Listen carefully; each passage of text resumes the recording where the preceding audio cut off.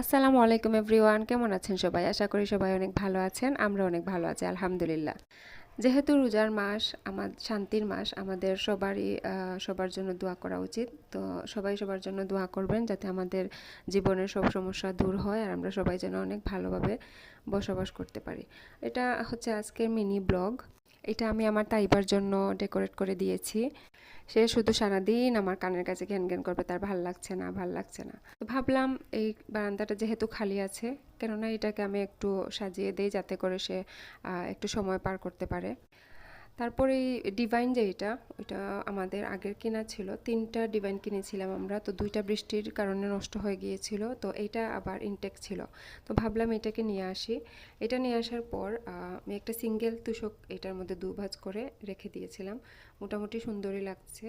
আর এই তো বেডশিটটা আগেরই, নতুন কোনো কিছু না। আর সাথে আমি একটা কার্পেট এনে এখানে বিছিয়ে দেই যাতে করে সে লেখাপড়াটাও করতে পারে এখানে বসে। বারান্দা হওয়ায় সে যেটা এনজয় করতেছে, বাইরের যে ওয়েদারটা সে দেখতে পাচ্ছে, প্লাস সে খেলাধুলা করতেছে, সে খুব খুশি। এই যে এখানে একটু পরপর এনে পুতুল দিয়ে খেলছিল, একটু পরপর লেখাপড়া করছিল, কিছুক্ষণ পরপর থ্যাংক ইউ মম বলছিল। তো যাই হোক, এখানে আসলে অনেক কিছু দিয়ে ডেকোরেট করা যায়। আপাতত আমাদের কাছে ফুল টুল নেই। ইনশাআল্লাহ আমরা পরে এখানে অনেক ফুলের টব রাখলে ঝুলিয়ে সুন্দর লাগবে আসলে দেখতে।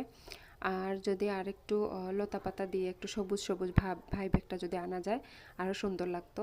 আর নিচে কার্পেটের বদলে যে ঘাসের যে কার্পেটগুলো, ওইগুলা দিলে হয়তো বা আর একটু ফুটে উঠতো। তো যাই হোক, যে যতটুকু হয়েছে মন্দ হয় নাই। আমরা মা মেয়ে যে সন্ধ্যার পরে, ইফতারের পর আমরা এখানে বসে চা খাচ্ছিলাম আর দুইজন একজন আরেকজনের সাথে গল্প করছিলাম। ভালো থাকবেন সবাই, আল্লাহ হাফিজ।